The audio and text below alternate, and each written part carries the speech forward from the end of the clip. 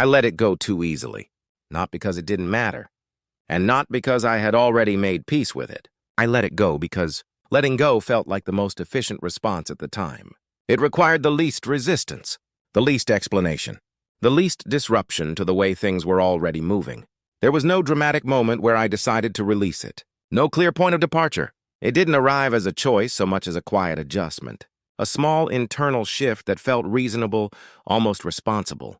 I noticed the feeling loosen slightly, and instead of holding it in place, I allowed that looseness to become distance. At first, it felt clean, controlled, like closing a door gently instead of slamming it.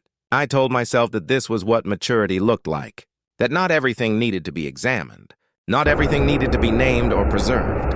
Some things, I believed, were meant to pass without ceremony, so I didn't ask questions. I didn't linger. I didn't look back long enough to complicate the moment. I stepped aside and let the feeling move on, assuming it would dissolve on its own once it no longer had my attention. There was relief in that. Letting go freed up space immediately. The mind prefers fewer things to hold at once. And in the absence of resistance, everything else continued smoothly. Nothing stalled. Nothing demanded correction. From the outside, it looked like ease, like adaptability, like someone who knew how to move forward without getting caught. And for a while, that interpretation held. Time passed without incident. The moment didn't return. The situation didn't reopen.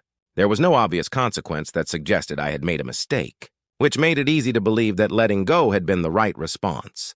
But what I didn't notice then was how quickly that release became a habit.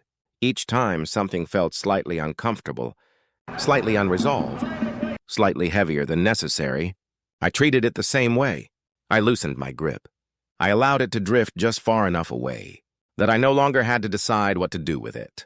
The pattern formed quietly, so quietly that it never announced itself as avoidance. It didn't feel like fear. It didn't feel like loss. It felt like efficiency. Why hold on to something when letting go kept everything balanced? The problem wasn't that I let it go. The problem was how easily I did it. How little friction there was between feeling and release. How quickly the option to stay engaged disappeared once I decided not to. There were moments later, small ones, when I noticed a faint sense of absence. Not a sharp regret. Just a subtle awareness that something had once occupied this space. Something that had weight before I set it down. But absence doesn't demand attention. It doesn't interrupt. It blends into the background if you don't give it a name.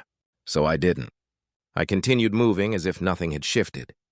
Conversations flowed. Days filled themselves. New concerns replaced old ones.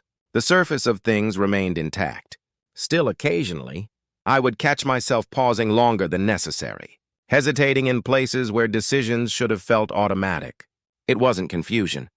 It was a kind of recalibration, as if the internal measure of what deserved holding had been subtly altered. I realized then that letting go doesn't always remove weight. Sometimes it just redistributes it. What I had released too easily didn't vanish. It relocated. It settled somewhere less visible, less defined, but still present enough to influence the shape of things. The ease I had valued began to feel incomplete.